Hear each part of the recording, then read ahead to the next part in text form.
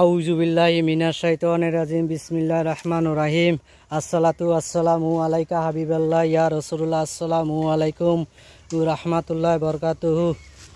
আমি ভিডিও তোমাদের কাছে আমি পৌঁছাইতে আছি।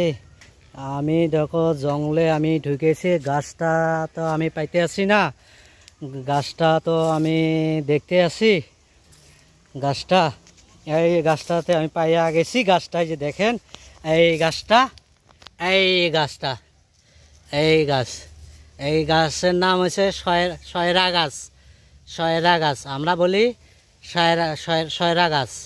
সয়রা গাছ এটা যে আছে, মানুষ বিলে যে আছে না, বিলে এই গাছটা ফেলে দিলে গেলে মাছগুলো বিল থাকে। এই গাছটা যে আছে, এই গাছটাও তুলতে লাগবে, বা তোমাদের আমাবস্যা পূর্ণিমা এই গাছটা উঠাইতে লাগবে। এই গাছটা আমাবস্যা পূর্ণিমাতে ইয়ের এই যে শিকড়টা যে আছে, শিকড়টা নিতে লাগবে। ইয়ের একটা মন্ত্র আছে, আমি মন্ত্রটা আমি বলে দিলাম না, মন্ত্রটা আমার কাছে তাই ফোন মারে ইজাজত নিয়ে নিবা, তখন আমি মন্ত্রটা আমি বলে দিব। এই গাছটার অনেক গুণাগুণ ফজলত এই গাছের গুণ আছে। আমি নিজেও ব্যবহার করি এই গাছের শিকড়, এই সয়রা গাছের শিকড় আমি নিজেও ব্যবহার করি। এই গাছটা যে আছে, গাছটা উঠাইতে লাগবে। আর যদি ভয় করো তা শনিবারের দিন বা 12টার সময় উঠাবা না, কিন্তু 12টার সময়টা উঠাইলে গেলে অনেক এই জিন পরি এই গাছের মধ্যে বহু আকর্ষণ থাকে, দেহ দেবতা আকর্ষণ থাকে, বহুত বস্তু এই গাছের লগে আকর্ষণ থাকে। এই গাছটা উঠে মানে 12টার সময় তুললে গেলে মানে অলপ মানে ভয় খাইতেও পারো।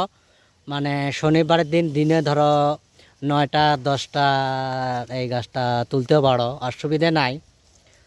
এই গাছের শিকড় মানে পুক মুখ হয়ে এক নিকেশে একদমে এই গাছের শিকড়টা উঠাইতে লাগবে। এই গাছের একটা মানে মন্ত্র আছে, মন্ত্রটা আমি বলে দিলাম না।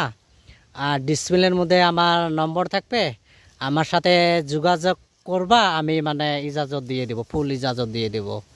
লাইক করবা, শেয়ার করবা, কমেন্ট করবা, আমার জন্য দোয়া করবা। আমিও তোমাদের জন্য দোয়া করি। সুস্থ থাকবা, ভালো থাকবা। খুদা হাফেজ।